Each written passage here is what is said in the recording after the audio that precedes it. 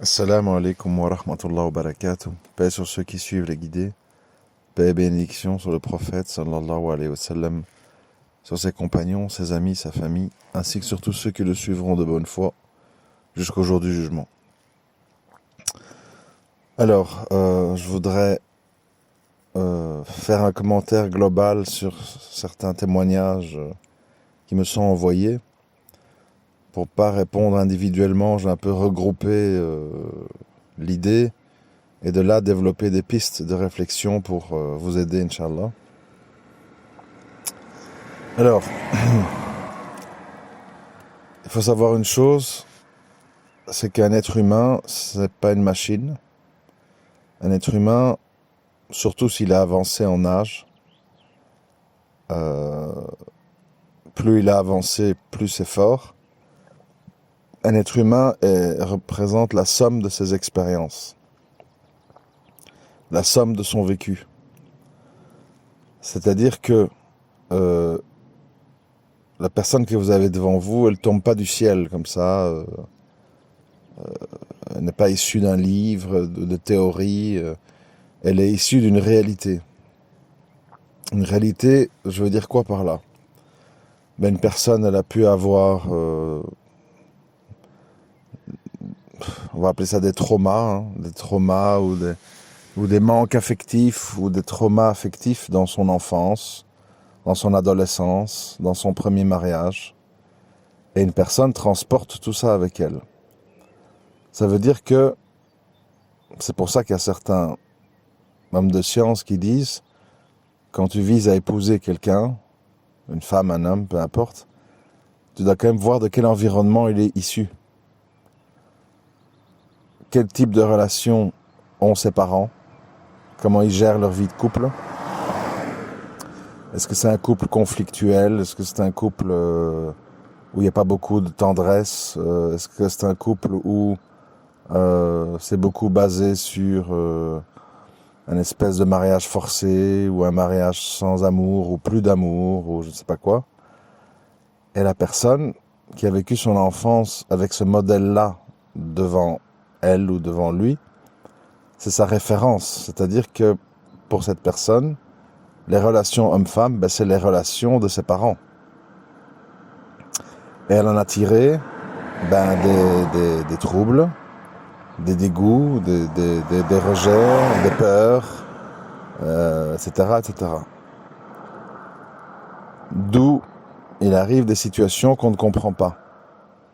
Des personnes qui ont peur des relations intimes, des personnes qui ont des blocages dans les relations intimes, des personnes qui aiment mais sans pouvoir exprimer cet amour, ou des personnes dans la méfiance, parce qu'elles ont peut-être vu leur mère ou leur père subir des choses ou subir des situations que la personne a pris pour elle, qu'elle a vécu avec son interprétation. Et donc, les personnes réagissent en fonction de tout ça, plus ce qu'ils ont vécu dans leur vie. Un premier mariage malheureux, des tromperies, des mensonges, des coups, des violences, etc., etc. Donc, la conclusion pourrait être dans le concret. Comme c'est le cas d'un peu tout le monde, finalement. Il y a des personnes qui se prennent en main, font la part des choses, relativisent, ont conscience que leur vie, c'est pas la vie de leur mère ou de leur père, et quelque part, j'ai envie de dire, se soignent, c'est-à-dire font un travail d'introspection pour essayer de ne pas reproduire un modèle familial destructeur ou négatif. Et il y a d'autres gens, la majorité, qui arrivent dans leur relation avec tout ça et quelque part font payer, consciemment ou inconsciemment, font payer à leur femme ou à leur mari tout ce vécu, tous ces traumas personnels ou de modèle parental. Alors, personne n'y peut rien, c'est la faute à personne, c'est la faute à la vie, au destin, etc. beaucoup de gens, donc, à un moment donné, ne savent plus très bien quoi faire. Exemple, un homme va vers sa femme, normalement. La femme ayant des troubles dit « mais je ne suis pas un objet, pas comme ci, pas comme ça, oui mais non, enfin... » Et l'homme se dit « Mais donc, qu'est-ce qui se passe ? Elle a de la répugnance pour moi, elle fait semblant, elle ne m'aime pas, non, non, c'est pas ça. » En gros, vous ne comprenez pas. Vous subissez une situation où finalement, vous n'y êtes pas pour grand-chose, mais vous subissez la réaction de l'autre qui est motivée par toute une série de causes passées, lointaines, liées à l'enfance, au vécu. Et alors, bon, on subit. On subit. Vous savez, il y a plein d'exemples qu'on m'envoie, je ne veux pas tous les citer. Voilà, mon mari ne m'approche que s'il a recours à la pornographie, il a eu cette habitude-là dans son adolescence, et sans ça, il ne sait pas avoir de réaction. Ou des hommes qui disent ma femme, une fois par mois, elle se laisse approcher, le reste du temps, il y a des excuses, j'ai mal de tête, j'ai mal au ventre, je suis fatigué, les enfants, t'as dit ça, ça m'a choqué, t'as fait ça, ça m'a dérangé. Et donc, en fait, évite, comme je l'ai déjà dit dans d'autres audios, il faut quand même savoir que quand vous quand vous déduisez le temps que les gens sont pas disponibles, quand une femme est indisposée ou quand un homme est fatigué par son travail, plus les moments où c'est pas possible, il y a les enfants, il y a les parents en visite. Si vous faites un peu la somme, vous vous retrouvez avec une fenêtre de possibilités qui se réduit à éventuellement une dizaine de jours par mois. Et alors se créent évidemment des conclusions. Les gens, comme ils ne comprennent pas ce qu'ils vivent, ils tirent leurs propres conclusions. Par exemple, l'histoire de l'homme qui doit avoir recours à la pornographie, la femme va dire « Je n'inspire pas mon mari, il est obligé de voir des garces du net pour avoir une réaction, je me sens insulté, je me sens rabaissé, je n'accepte pas cette situation, donc je me renferme et j'ai pas envie d'avoir des rapports avec un type qui pense à quelqu'un d'autre ou qui est inspiré par quelqu'un d'autre. » Et la situation se dégrade, et au final, les gens deviennent des colocataires, des gestionnaires d'enfants, etc. Ou l'homme, parce que la femme a subi des traumas dans son enfance, des attouchements, un mariage malheureux, violent, ou que sais-je, il se retrouve pénalisé, puni, jugé pour des actes que lui n'a pas commis. Et de nouveau, distance, froideur, et à la fin, les gens deviennent des étrangers. Ça se termine, pas bien, évidemment. Ça se termine en divorce, ça se termine en reproche, ça se termine en dispute, ça se termine en violence. Oui, mais toi avant, oui, mais toi, t'aurais pas dû, oui, mais t'as fait ci, oui, mais parce que t'avais fait ça, et ainsi de suite. Tout ça pour dire quoi ? Tout ça pour dire que, à un moment donné, dans la vie, on est responsable de nous-mêmes. Chacun doit connaître ses limites d'acceptation. Quand on a un mari ou une femme victime d'un quelconque syndrome, il faut l'inviter à se soigner, à se réformer, à changer certaines habitudes ou certaines mécaniques mentales pour que le couple ait un avenir. Et malheureusement, si la personne qui a ces troubles est dans le déni, non, tout va très bien, c'est normal, c'est comme ça, tu dois m'accepter comme je suis, etc. Malheureusement, vous êtes dans une impasse, parce que, comme je le dis souvent pour ça et pour d'autres choses, à un moment donné, soit un adulte subit ce qu'il est, et alors il a l'honneur, ou la décence, ou la justesse de dire je suis abîmé, je suis traumatisé, j'ai adopté de mauvaises habitudes, ça peut être plein de choses, hein. Je ne vais pas citer des trucs, toxicomanie et autres, et je ne vais pas faire subir ça à une personne innocente, en me vengeant sur elle ou lui de ce que je suis. Voilà, moi j'ai la rage contre les hommes, parce que j'ai vu mon père maltraiter ma mère, j'ai un a priori négatif sur les hommes, et je fais payer ça à mon mari, même qui fait tout bien, et qu'il est gentil, et que ceci, et que cela. Donc si à un moment donné on sent qu'on n'est pas capable d'avouer ou de s'avouer que quelque chose ne va pas, et qu'on n'est donc pas prêt à se réformer, ça devient un acte d'une grande injustice que d'imposer ça à une personne qui est innocente. Et de dire, ben non, il faut que le couple perdure comme ça, il faut être responsable, on a des enfants. Oui, il y a des enfants, tout le monde veut réussir son mariage, mais il y a des comportements à adopter. Voilà, dans le mariage, qu'on le veuille ou non, il faut des compromis, il faut des réformes, il faut ne pas faire payer à l'autre des choses sur lesquelles il est innocent ou innocente. Et on doit réaliser que une situation tordue, entre guillemets, ne peut pas perdurer dans le temps. Et si on n'est pas prêt à faire ce travail d'introspection et de réforme, on doit avoir le courage de dire, tant que je suis comme ça, je dois vivre ça seul. Je dois affronter mes traumas seul, ou avec l'aide d'un médecin, d'un psychologue, d'un raki, enfin, je ne sais pas.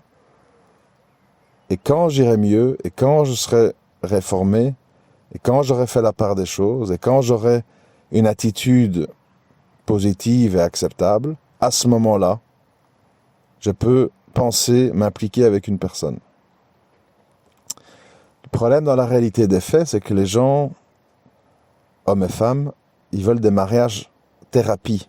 C'est-à-dire, je vais me soigner dans le mariage. Je vais me soigner tout en disant, ce qui va mal, c'est pas ma faute, c'est la faute de l'autre.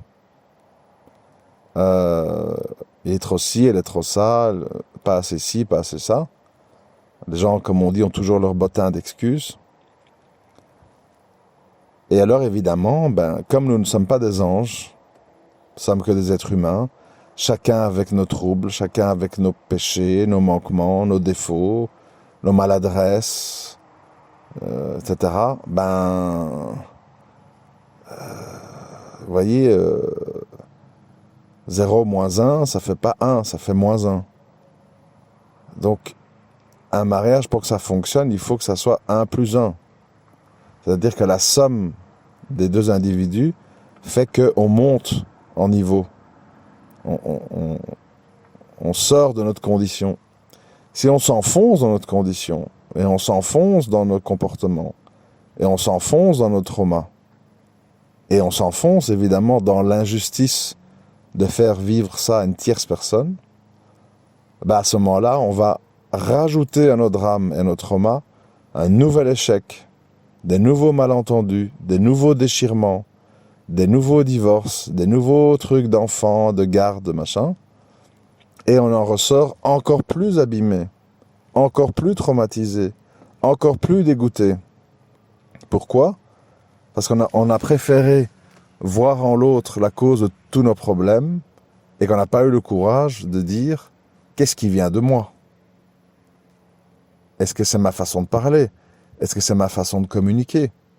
Moi, j'ai déjà entendu dans des témoignages des femmes qui s'adressent à leur mari en leur disant au moindre malentendu « t'es qu'un pauvre type, sale chômeur, t'es trop à la maison. Ah, mais si tu vas travailler, tu vas encore rôder autour de femmes, sans doute. »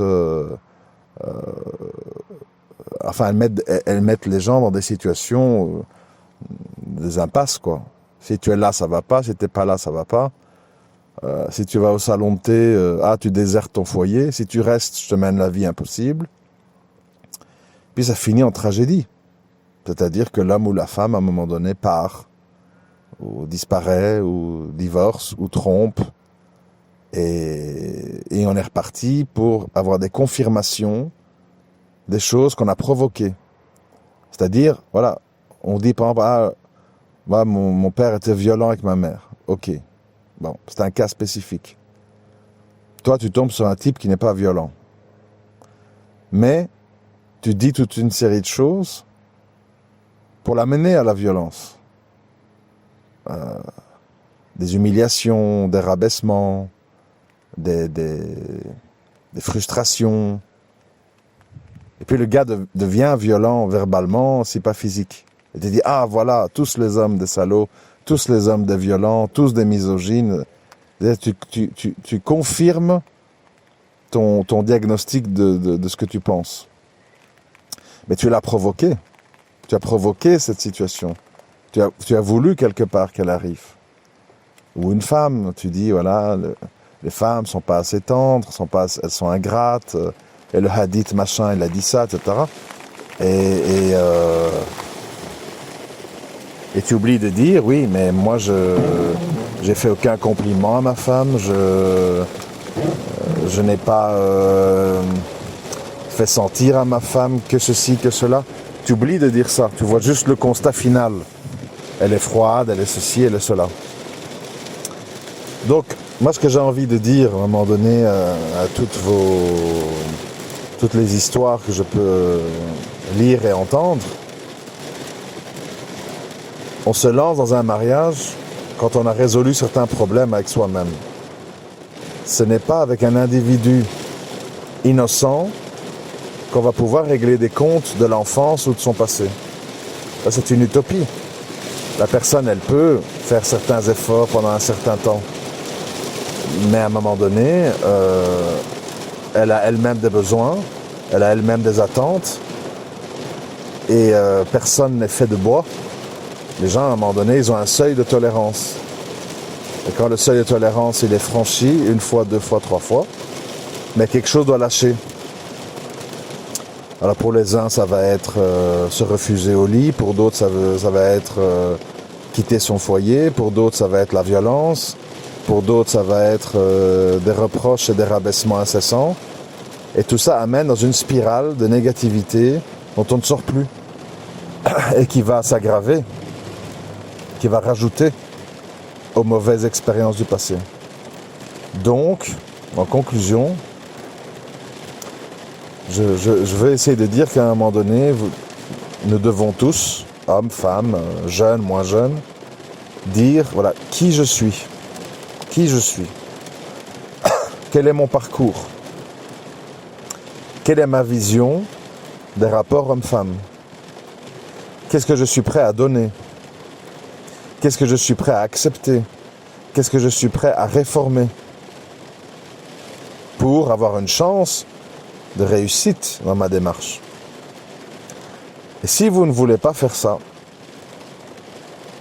eh bien, sachez que en vous engageant dans un mariage, et encore plus un mariage avec des enfants, vous vous engagez dans une voie de destruction et d'amplification de toute la dramaturgie de votre vécu.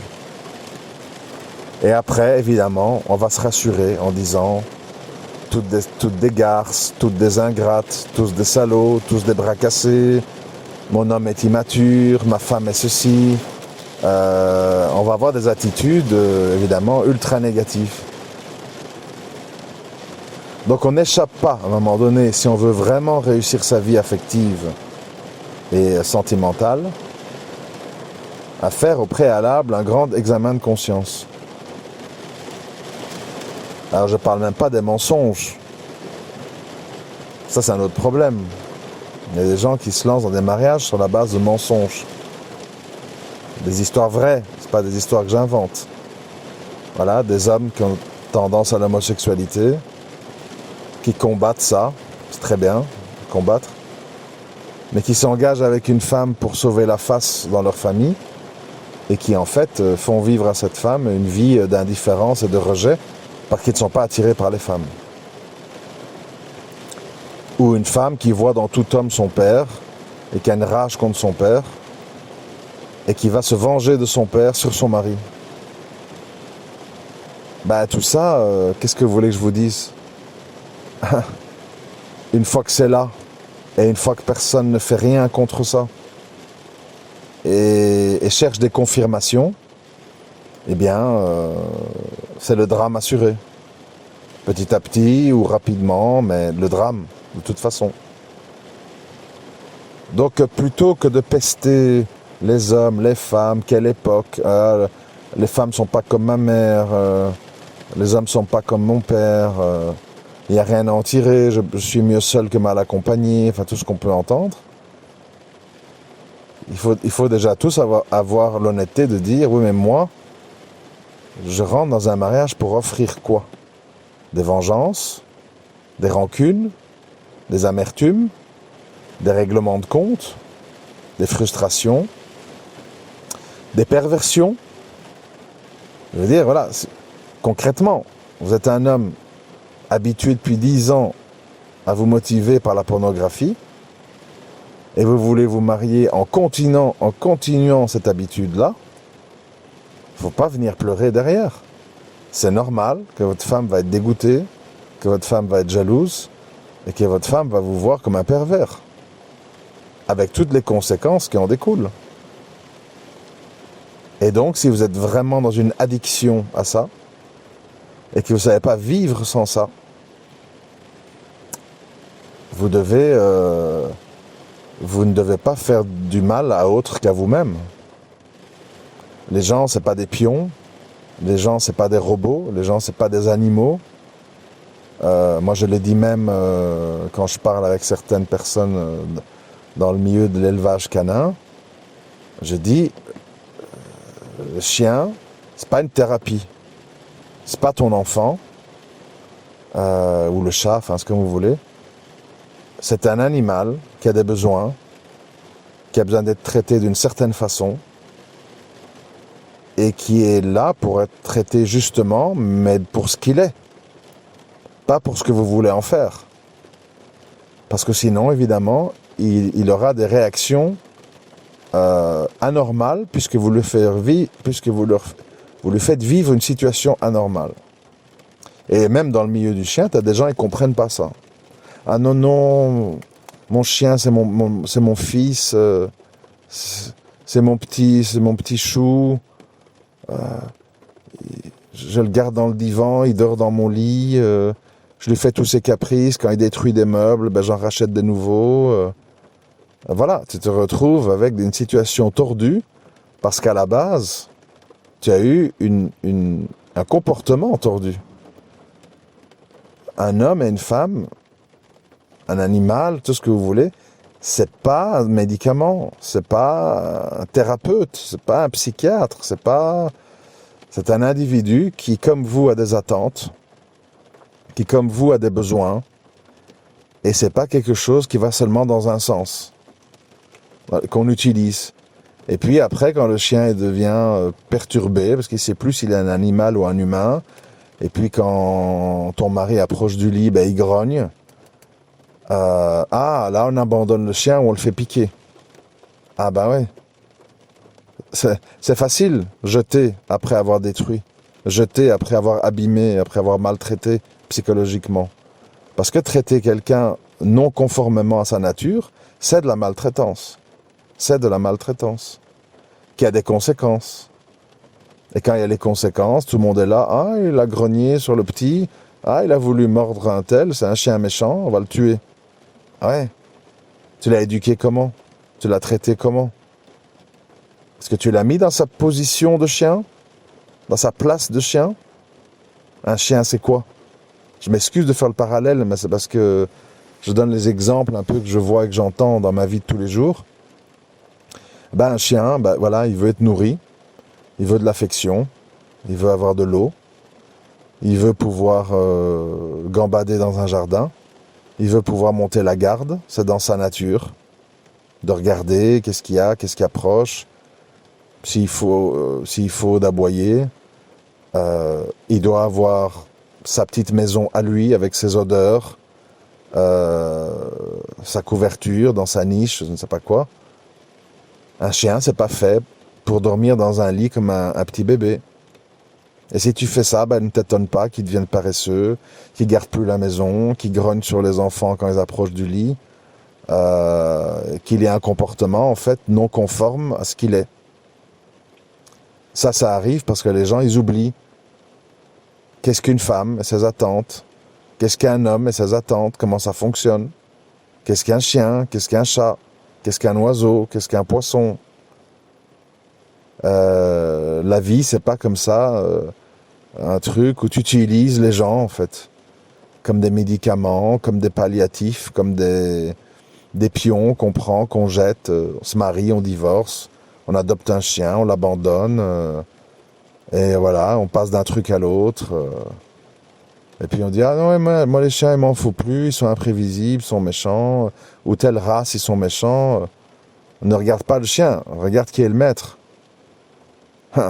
Tu prends même un pitbull, depuis petit, tu le traites normalement, des caresses, à manger, des balades en forêt, il vit en famille, ça va être un chien complètement normal.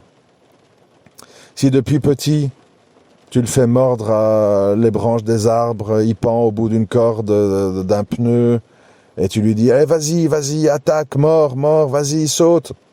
Le chien, il va devenir ce que tu en as fait. Un chien qui pense qu'il est récompensé quand il est agressif, ou quand il mord, ou quand il détruit. Et après, ils sont méchants. Oui, c'est ce que tu as voulu. Et c'est comme ça dans tout dans la vie. Les gens, les choses sont les fruits du comportement qu'on a eu avec eux. Tu dis toute la journée à un type, t'es un pauvre type, t'es un castrat, t'es un impuissant, t'es moche, tu pues, ta famille c'est de la merde, ton pays c'est ceci, ta race, ton ethnie, machin. Puis tu dis, il m'a frappé. Mais bon, tu as tout fait pour qu'il devienne comme ça. Peut-être qu'avec un autre genre de femme, il ne serait pas comme ça.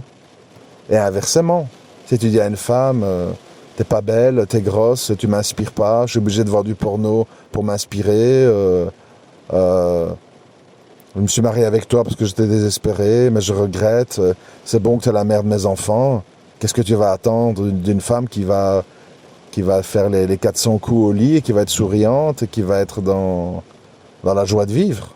Non, t'auras une femme aigrie, amère, qui va finir par te faire des sales coups, avec de la sorcellerie ou des avocats et des machins, et puis voilà. Les femmes, toutes des garces. Ouais, mais bon, comment tu l'as traité? Et voilà. Et dans la vie, il n'y a pas de secret, c'est comme ça. C'est la fameuse théorie du boomerang. Tu jettes un boomerang dans une direction, il te revient dans une direction. Tu te jettes par terre, il reste par terre, il revient même pas. Tu te jettes trop haut, il va retomber tout droit. C'est la science du lancer de boomerang. Et quand tu sais bien lancer un boomerang, il revient dans ta main. C'est bizarre. Moi, chaque fois que je lance un boomerang, ça tombe par terre ou il atterrit loin de moi. Oui, parce que tu as agi avec la mauvaise technique. Tu as agi comme n'importe comment. Et tu as cru que tu allais avoir un bon résultat en agissant n'importe comment. Dans la vie, on ne peut pas improviser. Tu ne peux pas faire une opération en tant que chirurgien et puis tu coupes au hasard. Je crois que c'est ça. C'est le nerf un tel. Non, tu dois avoir étudié. Tu dois savoir qu'à tel endroit, il y a ça. Puis derrière, il y a ça. Que quand il y a ça comme problème, et c'est ça qu'il faut couper à tel moment. Et puis qu'il faut ponctionner le sang pour qu'il n'y ait pas une hémorragie interne. Voilà, il y a des procédures. C'est ça la vie. Il y a des procédures. Il y a des règles empiriques. Et les gens, en fait, ils croient que voilà, on peut jeter des dés en l'air et que à tous les coups, ils vont retomber, qu'on aura 2 fois 6, quoi. Non, c'est pas comme ça. Ça peut se passer bien, par chance, par destin, mais rarement. Rarement, oui, il y a des femmes qui vont se laisser frapper, insulter, rabaisser, et qui vont faire de leur mieux que leur mari.